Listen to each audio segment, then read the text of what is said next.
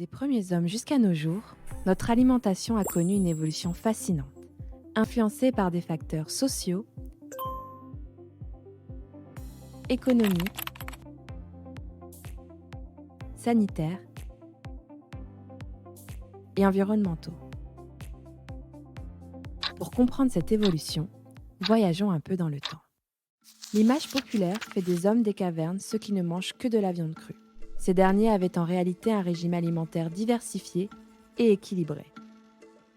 Ils récoltaient une multitude de végétaux sauvages, mêlant ainsi protéines animales et végétales. Leur régime alimentaire variait selon les régions et le climat. Près des côtes, ils consommaient davantage de poissons et de coquillages. Tandis que dans les régions intérieures, la chasse de mammifères terrestres était plus importante. Cette flexibilité s'avérait essentielle pour ces populations de chasseurs-cueilleurs.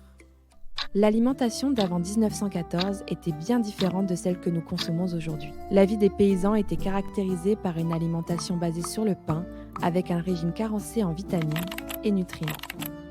Alors que les classes aisées avaient accès à une plus grande variété alimentaire, incluant viande, poissons, fruits, légumes et épices rares. En 1900, c'est le début de la mondialisation alimentaire en Europe, avec l'introduction de nouveaux aliments venus de l'étranger, comme la pomme de terre, le maïs ou le cacao. La Seconde Guerre mondiale a marqué le début d'une ère de production alimentaire de masse. L'objectif ? Nourrir la population en se concentrant principalement sur des aliments de base à haute densité énergétique, comme le riz, le blé et le maïs. Cela a conduit à une pratique agricole appelée monoculture, c'est-à-dire une seule culture sur de vastes étendues de terrain. Au fil des années, les supermarchés sont devenus les principales sources de nourriture pour les consommateurs.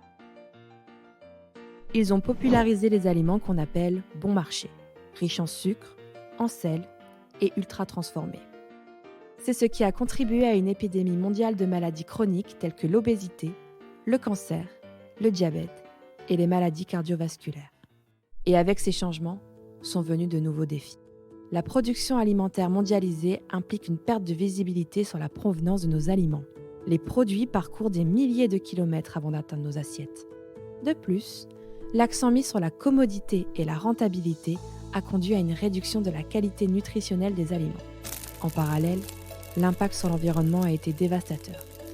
La monoculture nuit à la santé des sols, à la biodiversité et au bon fonctionnement du cycle de l'eau.